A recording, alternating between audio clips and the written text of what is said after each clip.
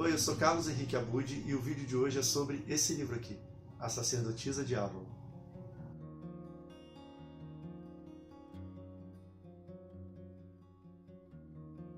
Um exercício que eu gosto de fazer com muita frequência é pegar algum livro que eu já terminei há algum tempo e reler certas passagens, procurando analisar como o autor construiu aquelas cenas, né? Como o autor construiu aqueles momentos. E isso é bem diferente de, por exemplo, reler o livro inteiro, porque nesse caso a sua mente vai ficar presa, envolvida no ritmo geral da história, né? E isso aqui é mais como um músico que está tentando tirar uma música nova e ele vai colocar aquele trechinho mais difícil, aquele trechinho mais interessante para poder tentar tirar dali algum pormenor que ele não pegou na audição completa. Então é mais ou menos isso que eu faço de vez em quando, pegar uma página, ou um capítulo, ou uma cena de alguma história que eu gostei, para tentar tirar dali algum truque novo que eu possa usar nos meus próprios trabalhos. Então, como no momento eu estou analisando A Sacerdotisa de Avalon, eu resolvi fazer um vídeo comentando o início do prólogo dessa obra.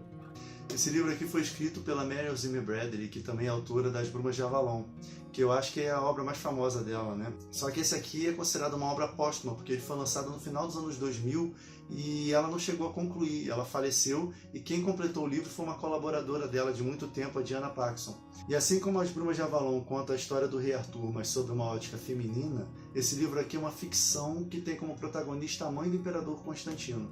A escrita da Marion Zimmer Bradley é muito clara, é muito concisa e ela consegue resolver muito bem tanto as transições entre as passagens de tempo, que são várias, quanto as transições entre personagens e ambientes. Então eu vou ler aqui pouco mais de uma página do prólogo e fazer alguns comentários, algumas coisas que eu acho interessantes na escrita dela, mas sem me prender a aspectos muito técnicos, vão ser só mesmo as minhas impressões.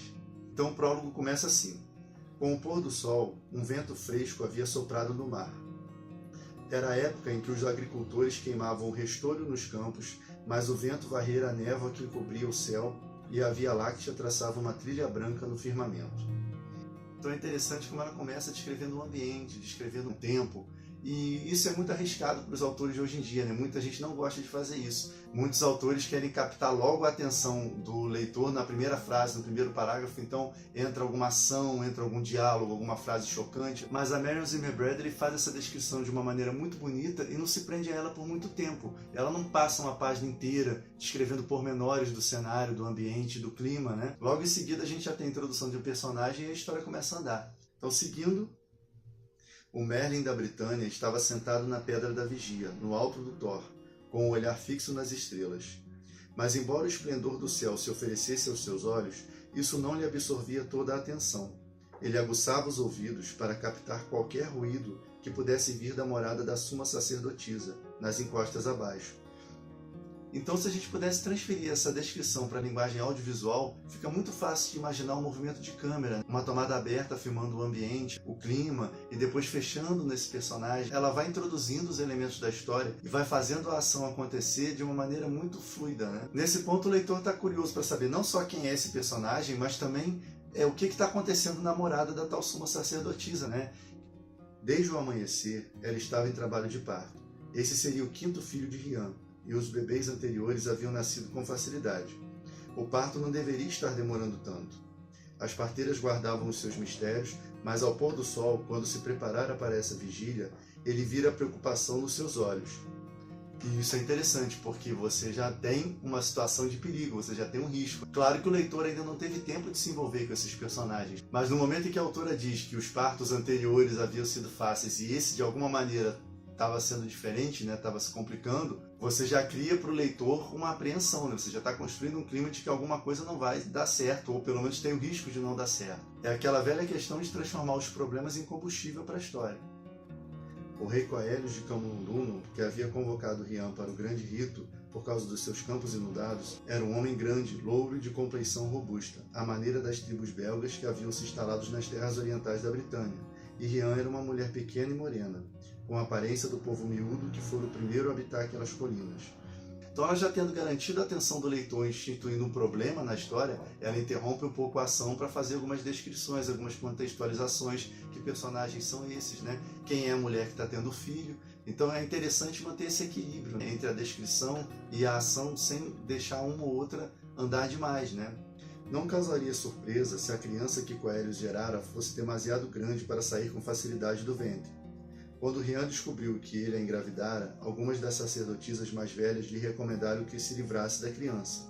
Mas fazer isso teria anulado a magia, e Rian lhes disse que ela havia servido a deusa por tempo demasiado para não confiar nos seus desígnios. Então aqui ela já introduz os aspectos místicos da história, agora a gente já sabe do que se trata, fantasia, magia, já bota um pouco da personalidade da personagem, as atitudes dela, você já vai começando a entender melhor como ela se comporta, né, quais as decisões, e ela tendo pausado a ação para poder descrever os dois personagens não foi à toa, né, porque agora ela disse que pela diferença de compleição dos dois, né, do pai e da mãe, a criança fosse grande demais para nascer sem gerar algum tipo de problema. É interessante como a gente vê que nada é à toa, mesmo quando há uma pausa para uma descrição, a gente entende a utilidade dela logo em seguida. Que desígnio havia no nascimento dessa criança? Os velhos olhos do Merlin esquadrinhavam o céu, procurando compreender os segredos escritos nas estrelas. Com essa pergunta, ela já está indicando ao leitor que essa criança é especial, né? Que alguma aventura, algum tipo de acontecimento muito grande espera essa criança. Ela está fazendo a famosa promessa. O autor ele procura fazer suas promessas logo no começo do livro para o leitor querer saber onde isso vai dar, né? E aí é dever do autor pagar essas promessas. Voltando àquela questão do movimento de câmera, a gente retorna ao Merlin e aí vai entender um pouco melhor do que ele está pensando, né? Que esse é um questionamento dele. Essas são as transições entre ambiente e ponto de vista que eu tinha falado antes. Como ela faz isso de uma maneira bem elegante, né? E fica claro, a gente consegue entender qual é o foco em cada lugar. E nós só lemos uma página do livro. Então, seguindo só para a gente fechar essa passagem, o sol achava-se então no signo de Virgem, e a lua velha, ultrapassando-o, estivera visível no céu naquela manhã. Nesse momento, ela ocultava o rosto, deixando a noite para o esplendor das estrelas. Olha que descrição legal, né? Ela podia simplesmente dizer que o céu estava estrelado e sem lua. Mas há inúmeras maneiras de dizer a mesma coisa. E aí isso vai variar de autor para autor, né? Como ele vai resolver em palavras a cena que está se desenhando na mente dele. O velho encolheu-se nas dobras espessas do manto cinzento, sentindo nos ossos a friagem da noite de outono. Esse é um recurso muito interessante, né? Associar a descrição à ação. Então ela poderia só dizer, o velho usava um manto cinzento, assim, mas ela preferiu associar isso ao movimento dele, né? E ao mesmo tempo está dizendo que está frio. Enquanto acompanhava a grande carroça rodar sempre adiante pelo céu e nenhuma notícia surgia, ele sabia que estava tremendo não de frio, mas de medo. E aí ela mencionando esse aspecto do personagem, né, o medo, ela já eleva o suspense ao máximo nesse comecinho do livro. Então o leitor nesse ponto está super curioso para saber o que vai acontecer. Ele vai pensar o que está em jogo, qual a relação do Merlin com a criança que vai nascer e com a mãe da criança. E logicamente já deduzindo que essa criança é importante, né? Mas enfim, é assim que o livro começa, esse é o início do prólogo, e aqui já dá para perceber muitas características da escrita dessa autora, e sem querer se aprofundar em análises muito minuciosas, já dá para entender como ela traduz em palavras aquilo que estava na mente dela, né? Qual era a ideia inicial. E você já começa a entender o clima, a proposta do livro, como ela trata a questão da fantasia, uma coisa mais delicada, mais voltada ao emocional. Então isso tudo a gente vai vendo com mais força ao longo do livro, mas esse prólogo já faz as promessas necessárias para manter o leitor interessado a continuar a leitura.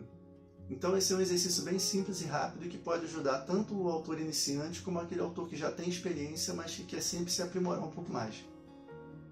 Se você gosta de escrever ou é um leitor interessado em como as histórias surgem, aqui do lado tem o link do projeto Planos em Prática, uma série de exercícios de escrita onde você me assiste criando histórias do início ao fim.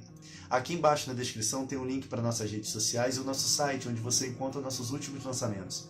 Era isso para o vídeo de hoje, abraços e até a próxima!